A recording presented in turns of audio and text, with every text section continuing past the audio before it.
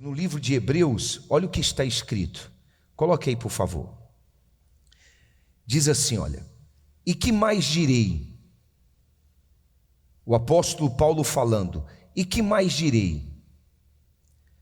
Faltar-me-ia o tempo contando de Gideão e de Baraque e de Sansão e de Jefité e de Davi e de Samuel e dos profetas, os quais pela fé venceram reinos, praticaram a justiça, alcançaram promessas, fecharam as bocas dos leões, apagaram a força do fogo, escaparam do fio da espada.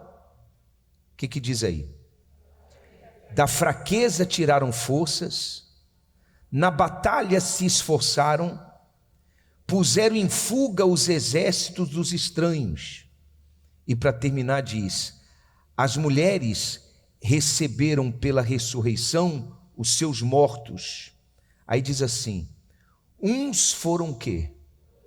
Torturados, não aceitando o seu livramento, para alcançarem uma melhor ressurreição. Uns foram torturados. Se você ler o capítulo 11 de Hebreus, você vai verificar que o Espírito Santo, através do apóstolo, ele fala sobre a fé. Ele apresenta os homens da fé. E dentro dessa apresentação, ele diz que faltaria tempo para falar daqueles que foram lançados em covas de leões, no caso de Daniel, por causa da sua fé. Ele diz que faltaria tempo para falar daqueles que foram lançados em fornalha de fogo, por causa do que, gente? Da sua fé. Faltaria tempo para falar daqueles que foram torturados por causa da sua fé. E aí eu faço aqui uma observação. Como é a sua fé? Eu pergunto para mim mesmo, como é a minha fé? Porque de repente estejamos muito distante de ter essa fé, uma fé de entrega incondicional, uma fé disposta a passar por aquilo que tiver que passar, olhando apenas para o Senhor das nossas almas, o Senhor Jesus, olhando para a eternidade. No livro de Atos, está escrito que Estevão, ele foi apedrejado por causa da sua fé. Mas enquanto ele estava sendo apedrejado, ele sorria, porque ele estava vendo, e eu creio piamente que o Espírito Santo é quem estava mostrando para ele a glória da eternidade. A glória que a Bíblia diz: nem olhos viram, nem ouvidos ouviram, e jamais penetrou no coração do homem o que Deus tem preparado para aqueles que o amam na eternidade. Amém, gente? Vocês estão entendendo, sim ou não? A fé que muitos hoje praticam é uma fé que está conectada a uma vida próspera. Ou seja, ela usa a fé dela para conquistas materiais. Ela não usa a fé dela para obedecer e permanecer na obediência à palavra de Deus diante de toda e qualquer situação. Eu quero dizer que tem pessoas que a fé dela é para conquistar carro, casa, dinheiro, casamento. A fé dela é para conquistar a família, a cura de uma enfermidade. Nada contra você conquistar. Mas entenda, a fé verdadeira não é essa. A fé verdadeira é vista na obediência incondicional. Quer dizer, não importa as condições, não importa o que eu vou ter nessa vida, o que importa é obedecer, mostrando que eu creio acima de tudo, mostrando que a minha esperança está numa pátria maior, uma pátria que não é governada por homens, mas sim pelo próprio Deus. Entende o que eu estou dizendo? Sim ou não? A fé que os antigos praticavam era uma fé onde eles se despojavam de tudo. De tudo. Por exemplo, abra a Bíblia aí. Mateus capítulo 4, versículo 19. Diz assim, olha. E disse-lhes, o que diz aí? Vinde após mim, o que diz? E eu vos farei pescadores do quê? De homens. De homens. Então deixa eu explicar para você. Pedro, ele fez uma grande pesca. No livro de Lucas mostra isso. Lembra da pesca maravilhosa? Pedro passou a noite inteira lançando rede ao lago, não pegou sequer um peixe. Pela manhã, ele recolhia as redes, triste. Jesus entrou no barco e disse para ele assim: Pedro, leva o barco para distante da margem da praia. Quando Pedro chegou num determinado ponto, Jesus disse assim: lance a rede do lado direito do barco. Pedro olhou para Jesus e disse assim: eu passei a noite inteira pescando e nada pegamos, nada apanhamos, mas sobre a sua palavra lançarei as redes. E quando Pedro lançou as redes, houve uma pesca maravilhosa. Eram tantos peixes, mas tantos peixes, que Pedro teve que chamar outros barcos para ajudar a colher a quantidade de peixes que ele havia pescado. Quando Pedro chega na praia, Jesus olha para Pedro e para todos que com ele estavam. Se eu não me engano, era Pedro, André, Tiago e João que estavam com Pedro.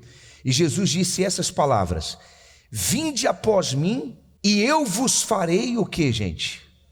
Pescadores de homens. A Bíblia diz que Pedro deixou tudo.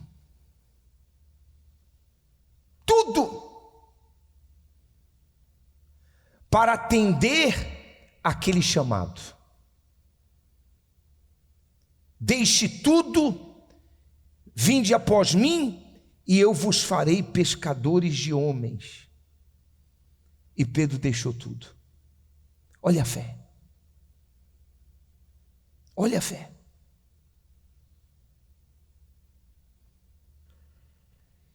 E aí,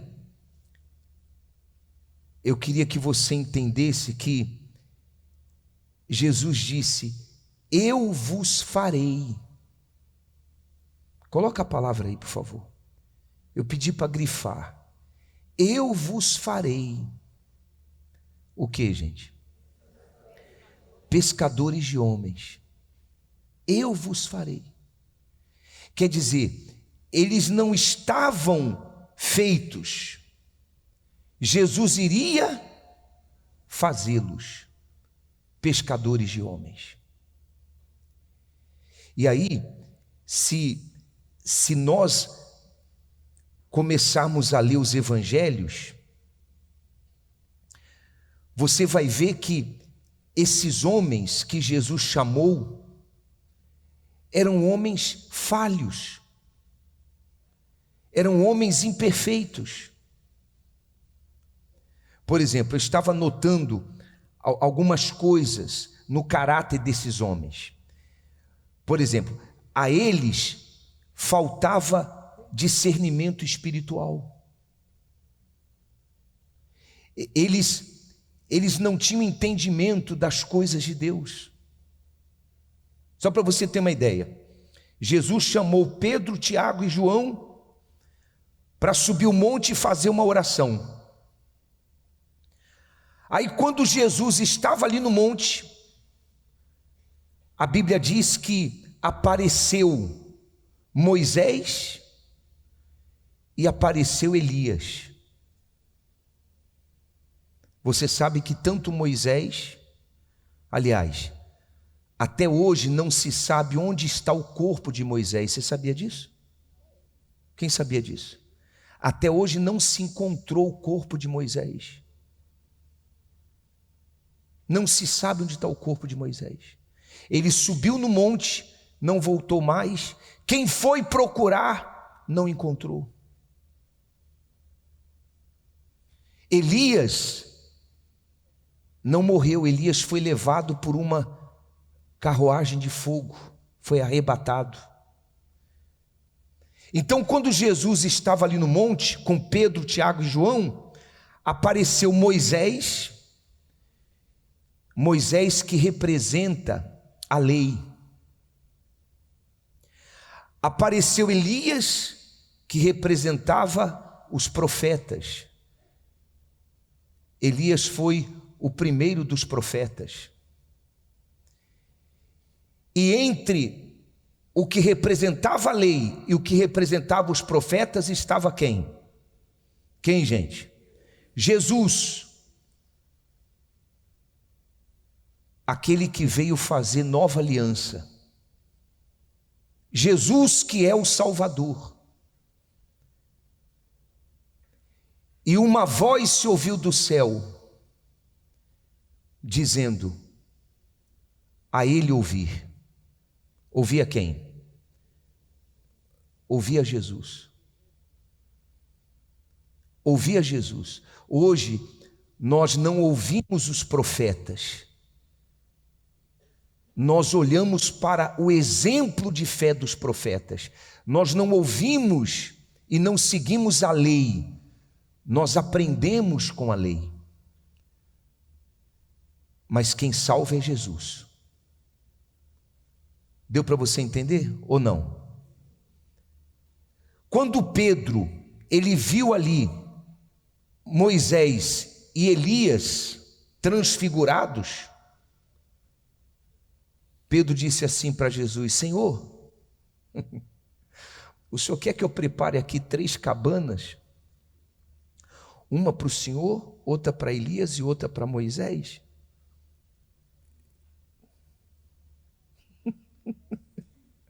Vocês estão entendendo ou não? Que discernimento espiritual tinha Pedro? Hein, pessoal?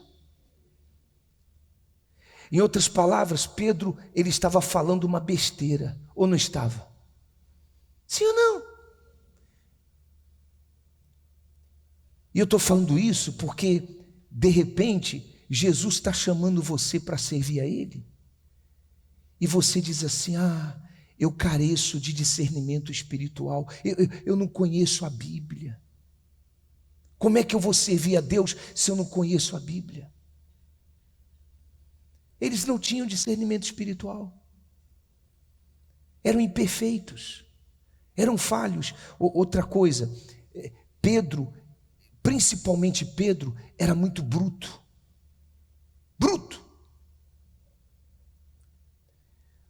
A Bíblia diz que, pelo menos em alguns episódios, a gente vê a brutalidade dos discípulos. Jesus estava com eles no deserto, uma multidão. Aí eles falaram assim: despede esse povo, porque a gente não tem comida para dar para esse povo não. De outra feita, os soldados vieram prender Jesus. Pedro tirou a espada, e o que Pedro fez com a espada? Cortou a orelha do soldado, como é que era o nome dele? O Malco, cortou a orelha, tipo assim: solta o mestre, pá! Cortou a orelha do soldado. Jesus foi lá, pegou a orelha do soldado, colou. Rapaz, guarda essa espada. Olha que homem bruto. Pedro também era covarde. Quando prenderam Jesus, o que Pedro fez? Se aproximaram dele e disseram assim: você estava com ele? Não conheço. Não, você fala como ele? Não, nunca estive com ele. Não, você estava assim, eu te vi. Negou Jesus 3 vezes. Que preparo eles tinham? Eram homens sem discernimento espiritual, eram homens brutos, eram homens que não tinham perdão. Pedro falou assim: mestre, quantas vezes eu devo perdoar o meu irmão? Quantas vezes ele vai pecar contra mim que eu devo perdoar ele, hein? Quer dizer, eram homens que ainda não tinham um coração transformado. Eram homens que não tinham humildade. No entanto, quando Jesus os chamou, eles deixaram tudo. O que eu quero que você entenda é isso. Você não tem que se preocupar com a capacidade. Você tem que se preocupar em atender o chamado. Ele te chama para você servir a Ele, trabalhar para Ele, ser um instrumento nas mãos dEle. Você apenas tem que dizer: eis-me aqui. Eu te ofereço o meu tempo. Eis-me aqui para fazer o que o Senhor mandar. A capacidade é Ele que vai lhe dar. Amém, pessoal?